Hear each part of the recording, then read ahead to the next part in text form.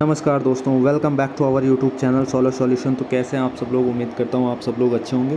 तो आज का सेशन है, इसमें हम एलटी फिजिक्स के जो टॉप 50 प्लस क्वेश्चंस आपको देखने को मिलेंगे। एलटी फिजिक्स के टॉप 50 प्लस क्वेश्चंस, ठीक है, जो कि काफ़ी इंपॉर्टेंट है और जो आपका सिलेबस है एलटी फिजिक्स का उसके अकॉर्डिंग इसको ध्यान में रखते हुए ये क्वेश्चंस बनाए गए हैं, ठीक है।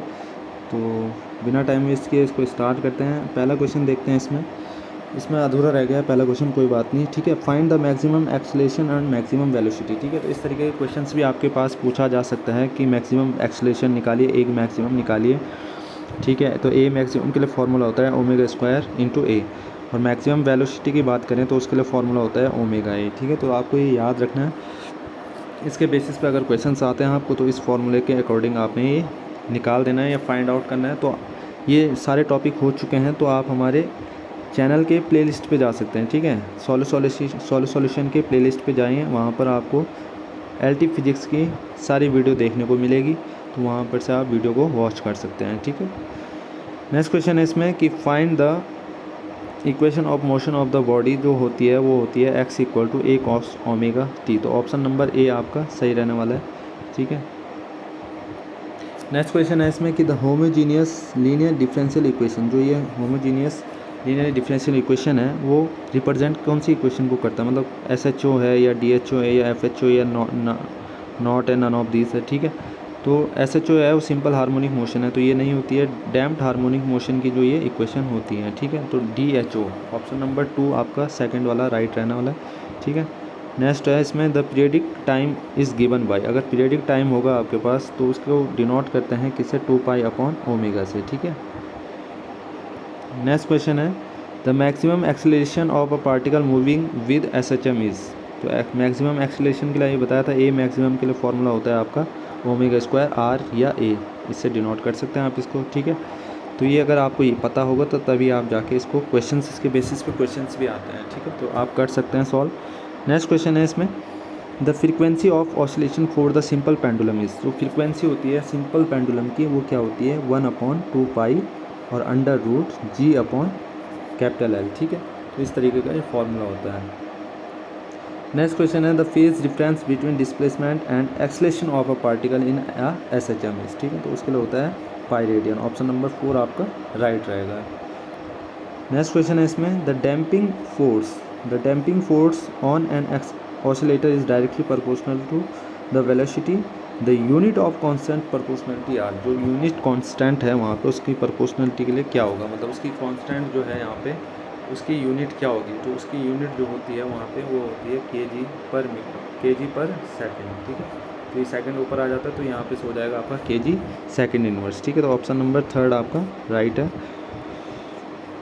बढ़ते हैं next question the photo electric effect was discovered by German physicist Heinrich Rudolf Hertz ने, मतलब 1887 में खोज की है। तो क्या ये बात सही है या गलत है? फोटो इलेक्ट्रिक इफेक्ट की खोज जो की है वो जर्मन के जो साइंटिस्ट हैं वो हेनरिच रुडोल्फ हर्ट्ज ने 1887 में उसकी खोज की है, तो आपका ये राइट रहने वाला है, यस, ठीक है। नेक्स्ट क्वेश्चन है इसमें the total energy of a electron in the nth stationery orbit of the hydrogen atom can be obtained by, तो ठीक है। तो ई एन की जो वैल्यू होती है वो होती है E N equal to -13.6 upon N square electron volt. तो आपको ये याद रखना है, ठीक है। ये भी सारे टॉपिक्स आपको कवर करवाए गए हैं, तो आप प्ले लिस्ट में जा सकते हैं, वहाँ से वीडियो वॉच कर सकते हैं, ठीक है। नेक्स्ट क्वेश्चन है इसमें द अल्फ़ा पार्टिकल या अल्फ़ा पार्टिकल कंसिस्ट ऑफ, जो अल्फ़ा पार्टिकल होता है वो कंसिस्ट करता है क्या।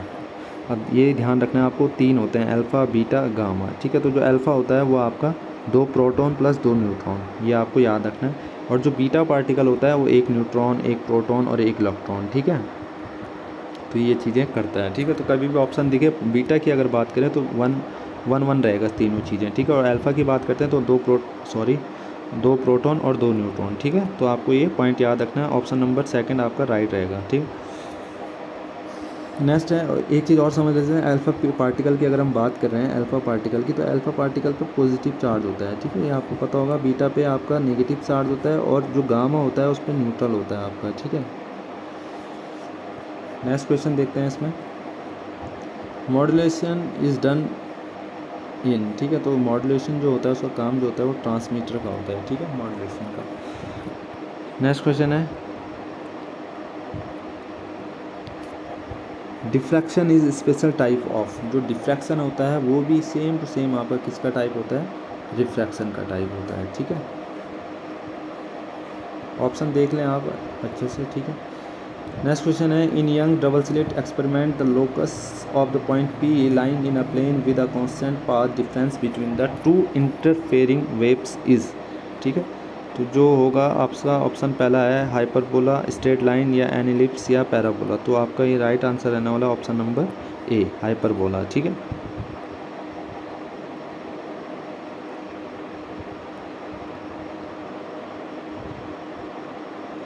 नेक्स्ट क्वेश्चन है, Young's modulus is defined as. ठीक, तो Young modulus Y equal to जो फॉर्मूला होता है वो स्ट्रेस अपॉन स्ट्रेन होता है। आपका क्या होता है, स्ट्रेस अपॉन स्ट्रेन। तो ये फॉर्मूला आपको पता होना चाहिए।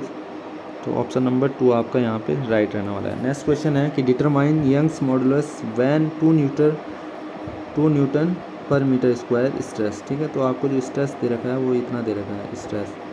ठीक है, स्ट्रेस अगर आपको पास 2 न्यूटन पर मीटर स्क्वायर दे रखा है is applied to produce a strain of 0.5।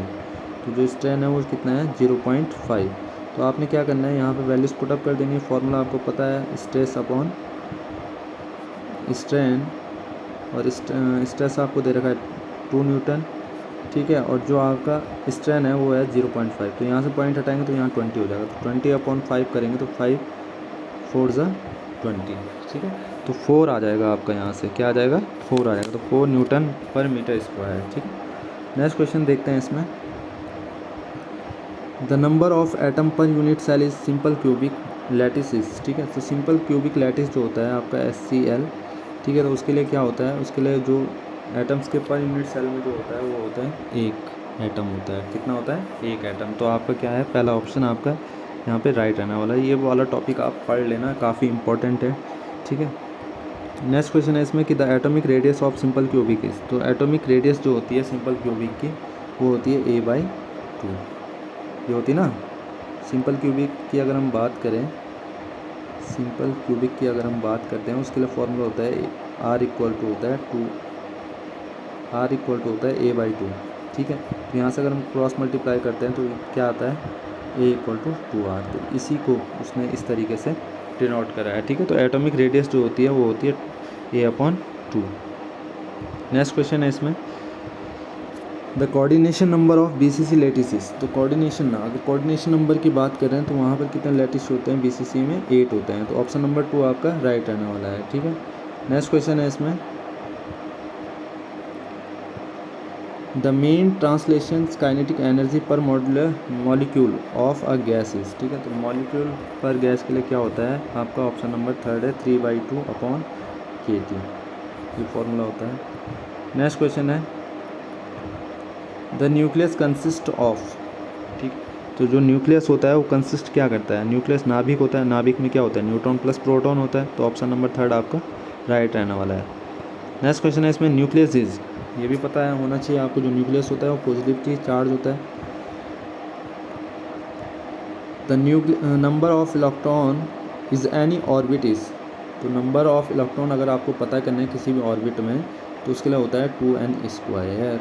तो अगर पहला ऑर्बिट देखना है KLMN। ठीक है, 4 कक्षाएँ होती हैं, इसमें देखना है तो यहाँ पे आपको क्या रखना है, वैल्यू 2 रखनी पड़ेगी। तो 2 2 4, 4 2 8, 2n²। तो इसका जो मैक्सिमम फार्मूला होता है वो होता है 2n²। ठीक है, 1 AMU की बात अगर करें तो 1 AMU से इक्वल टू किसके बराबर होता है, तो 1 AMU की वैल्यू जो होती है वो होती है, एटॉमिक मास यूनिट होता है ना इसका फुल फॉर्म, वो होती है 1.6 × 10⁻⁻24 ग्राम। ठीक है, नेक्स्ट क्वेश्चन है इसमें कि radioactivity is confined almost entirely to the elements dash in the periodic table. ठीक है, तो जो रेडियो एक्टिव के जो तत्व होते हैं वो एंटायरली मतलब कहाँ से कहाँ तक के होते हैं, वो 83 से होते हैं आपके 106 तक पीरियोडिक टेबल में। नेक्स्ट क्वेश्चन है कि which of the following rays are emitted during radioactivity. ठीक, तो वो आपको पता है कौन कौन सी होती है, अल्फ़ा भी होती है, बीटा भी होती है और गामा भी होती है रेडियो एक्टिविटी की। ठीक है, नेक्स्ट क्वेश्चन है, the international system of unit SI of radio activity is. ठीक है, तो रेडियो एक्टिविटी की जो SI यूनिट होती है वो होती है बैकुरल। क्या होती है, बैकुरल।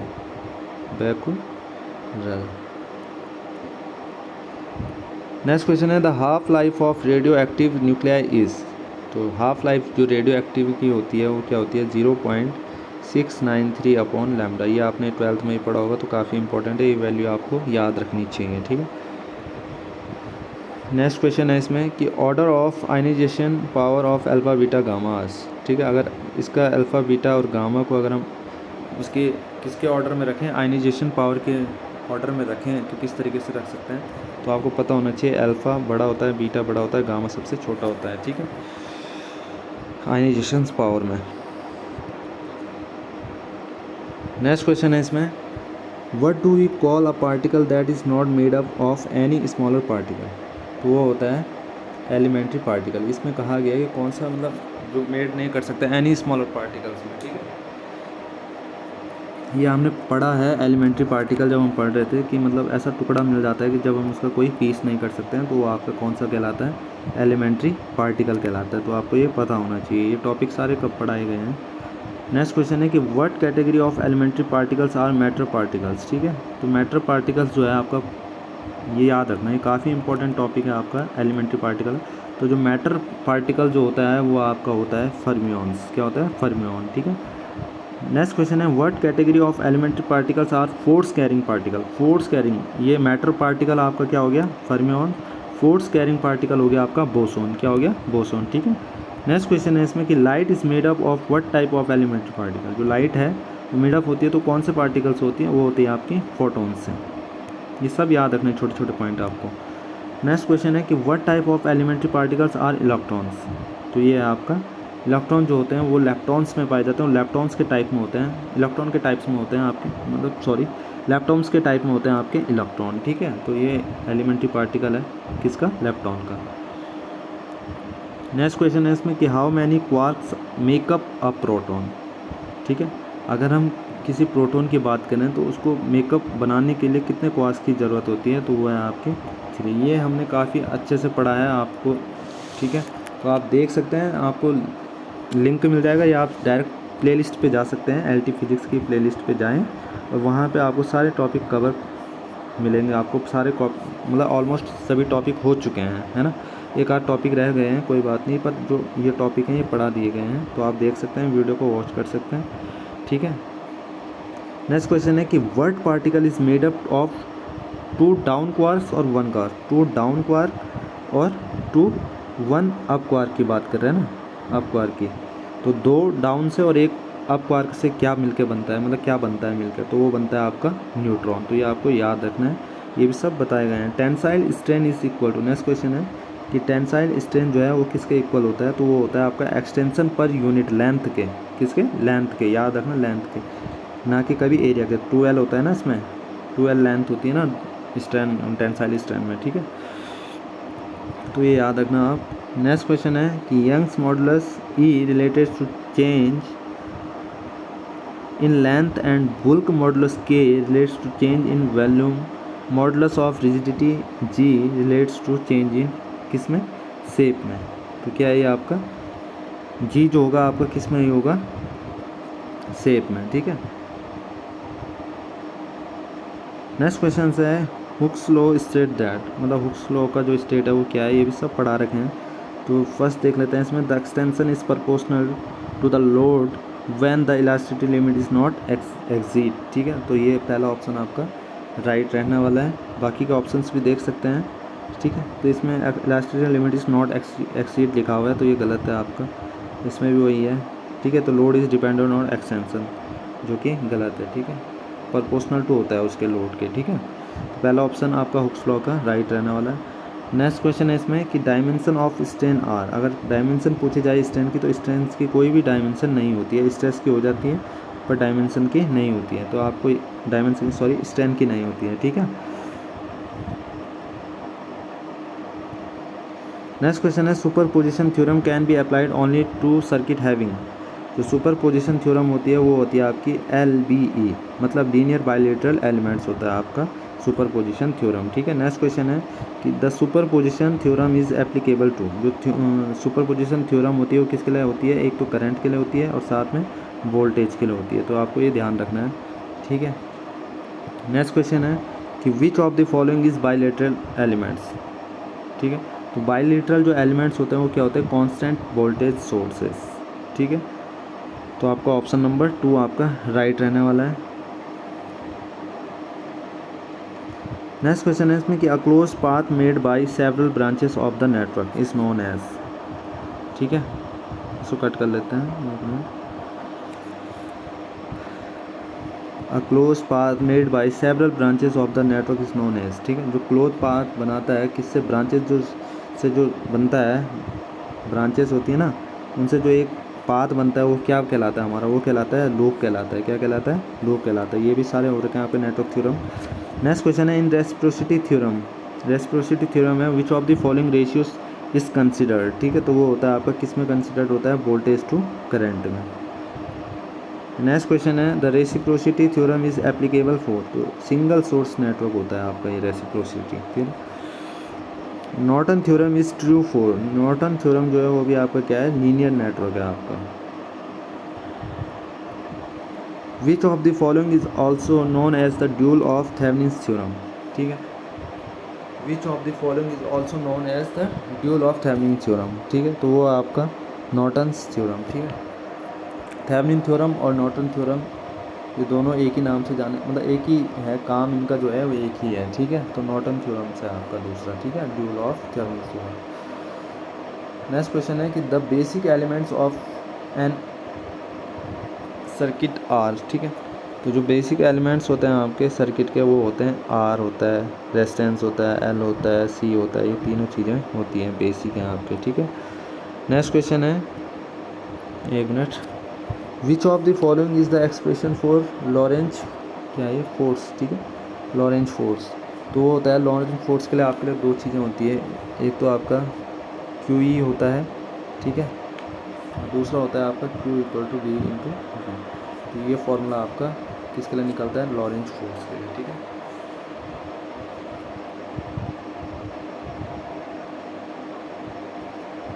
नेक्स्ट क्वेश्चन है कि which of the following laws do not form a Maxwell equation, कौन सी ऐसी इक्वेशन है जो मैक्सवेल की इक्वेशन नहीं है, की फॉर्म में नहीं होता है, तो वो है आपका प्लांक्स लॉ, फैराडे लॉ होता है, गॉस लॉ होता है, एम्पियर लॉ होता है, ये तीनों मैंने पढ़ा रखे हैं आपको, ठीक है।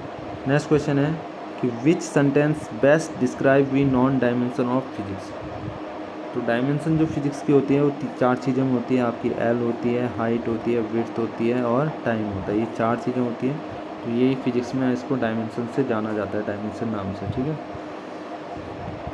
नेक्स्ट क्वेश्चन है कि what are fundamental particle of an element, atoms, ठीक है। तो एटम्स के जो फंडामेंटल पार्टिकल होते हैं वो होते हैं क्वार्क्स, ग्लून्स और इलेक्ट्रॉन, ये तीन पार्टिकल हैं, क्वार्क्स, ग्लून्स और इलेक्ट्रॉन, ठीक है।